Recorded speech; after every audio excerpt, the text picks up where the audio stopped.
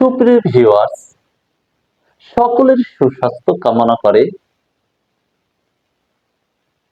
আজকের ক্লাসটি আমি শুরু করতে যাচ্ছি। আজকের ক্লাসে আমি আলোচনা করব নবম দশম শ্রেণীর গণিত বইয়ের 3.1-এর 10 নম্বর অঙ্কটি।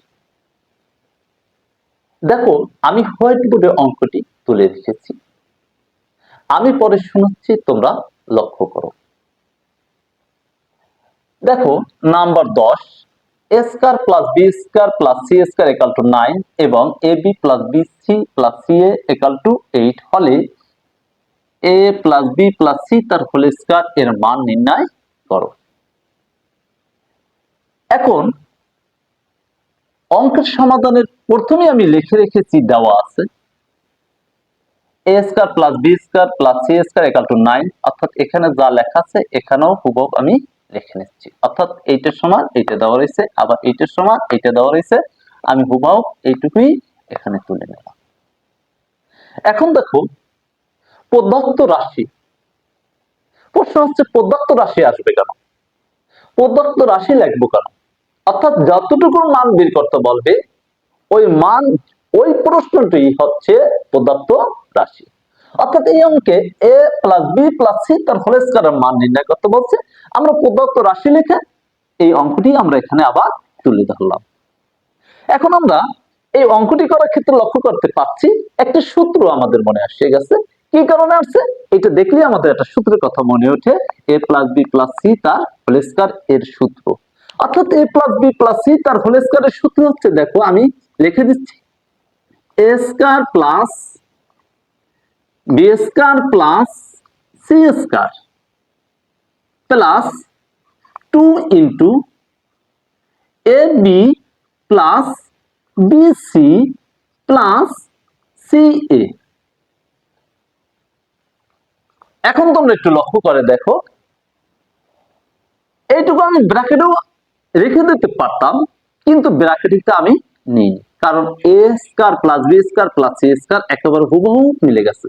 অর্থাৎ এই তিনটি অক্ষর না লিখে আমি ইকুয়াল টু 9 লিখে দিলাম, এই 9 প্লাস এই 2 রয়েছে, আমি এখানে 2 লিখে দিলাম, গুণ চিহ্ন দিলাম, অর্থাৎ ফার্স্ট ব্র্যাকেট মানে হচ্ছে গুণ, অর্থাৎ ফার্স্ট ব্র্যাকেট না দিয়ে এখানে আমি গুণ দিলাম।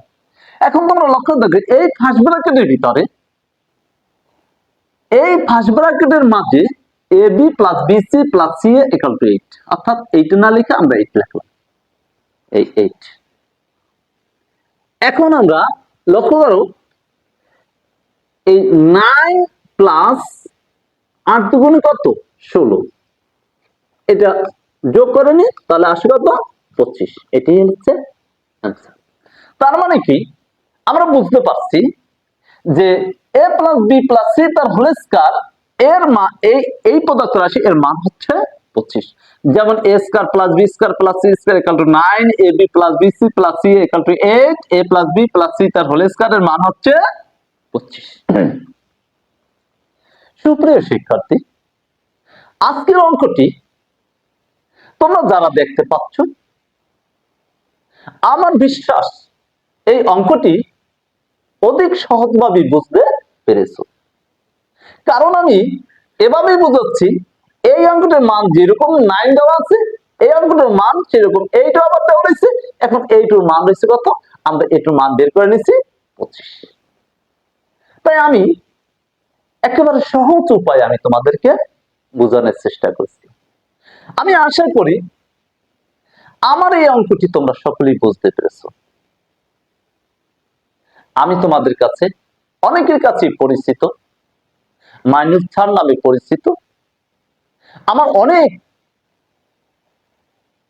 প্রাণপ্রিয় শিক্ষার্থী রয়েছে। আশা করি আমার এই ক্লাসটি তোমরা সকলেই দেখতেছো আর দেখবে। আমার একটি একটি লাইক কমেন্ট শেয়ার করে তোমার অন্যান্য বন্ধুদেরকেও দেখানোর সুযোগ করে দেবে, এই প্রত্যাশা ব্যক্ত করে তোমাদের কাছে এইটুকু অনুরোধ করে আজকের ক্লাস থেকে আমি বিদায় নিচ্ছি। আসসালামু আলাইকুম।